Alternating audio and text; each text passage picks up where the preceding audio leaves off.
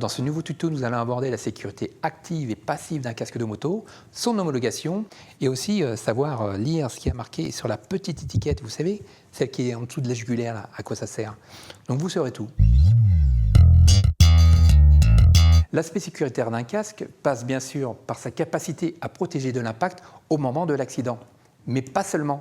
Comme sur les véhicules, la sécurité des casques de moto est classée en deux catégories. La sécurité active, qui va intervenir avant l'accident pour éviter que l'accident se produise, et la sécurité passive, qui intervient au moment de l'accident pour éviter que les conséquences soient plus graves. On commence donc par la sécurité active, donc celle qui va éviter l'accident. En premier lieu, il faut que notre casque soit confortable, qu'on n'ait pas de gêne qui nous perturbe et qui gêne notre concentration sur la route. Il faut veiller à ce que les mousses utilisées, le tissu intérieur, soient agréables au toucher et que ça assure un parfait maintien du casque sur la tête. Autre chose, l'écran. La visibilité doit être parfaite sans occasionner de distorsion. La lutte contre la buée, notamment avec l'ajout d'un écran anti-buée, permettra d'avoir une bonne visibilité par tous les temps. Et bien sûr, le casque ne doit pas provoquer de bruit, ce qu'on appelle les bruits aérodynamiques. C'est des bruits de frottement de l'air sur le casque. Et les bruits, ça fatigue. De même qu'une bonne ventilation, comme on voit ici, là, les parties en bleu, c'est les parties ventilées, assurera le confort parfait été comme hiver. Pour finir, avoir un casque adapté à sa morphologie. Alors certains casques, comme Shoei, proposent différents types de coques. Alors je vais vous montrer ça tout de suite. Voilà, là j'ai le même casque devant moi, le Xpirit 3 de chez Shoei, donc un XL, un L et un XS. Premier abord, on ne voit pas trop la différence, mais si par exemple je fais ça, j'intervertis le XL et le L, vous voyez entre un XL et un XS, on voit tout de suite, la calotte n'est pas la même, la taille de casque n'est pas la même. Alors comment font des fabricants qui n'ont qu'une taille de coque? Tout simplement, ils compensent à l'intérieur en mettant des mousses à l'intérieur d'épaisseurs différentes, tout simplement. Donc un casque mieux adapté à la morphologie sera toujours meilleur qu'un casque qui flotte ou qui est trop grand ou trop lourd.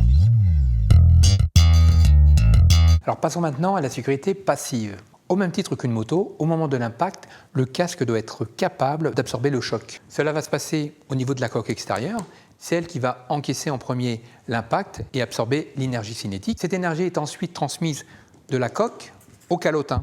Calotin qui est composé de polystyrène expansé en différentes densités. C'est ce dernier qui va finir d'absorber, en s'écrasant à différents endroits, le reste d'énergie de l'impact en fait. Alors au niveau de l'écran, alors si ce dernier est fait pour protéger des insectes, de la pluie, du vent, il doit aussi ne pas occasionner de blessures en cas d'accident, il ne doit pas se briser. Donc c'est pour ça les fabricants procèdent à des tests à haute vitesse en balançant des projectiles pour voir si l'écran ne se brise pas et n'occasionne pas de blessures.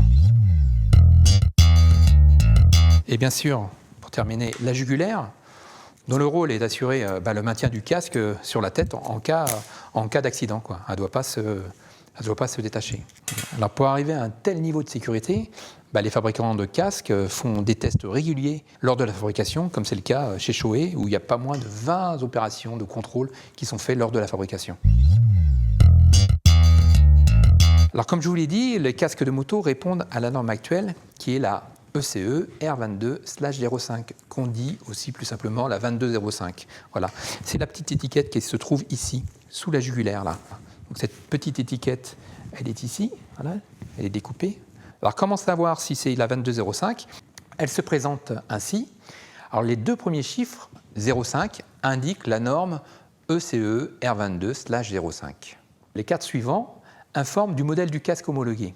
Le P, là, comme on voit ici, signale que le casque est homologué en tant que casque intégral, donc avec un test d'impact sur la mentonnière. Si c'était la lettre J, cela indiquerait que le casque est testé en tant que jet, donc sans test sur la mâchoire.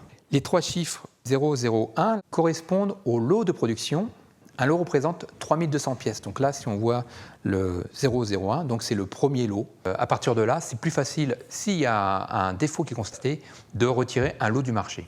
Alors E6 renseigne sur le pays dans lequel le casque a été homologué. 6 indique que le casque a été homologué en Belgique. Le 0160 correspond au numéro de série. Alors pourquoi c'est important de savoir reconnaître et lire une étiquette?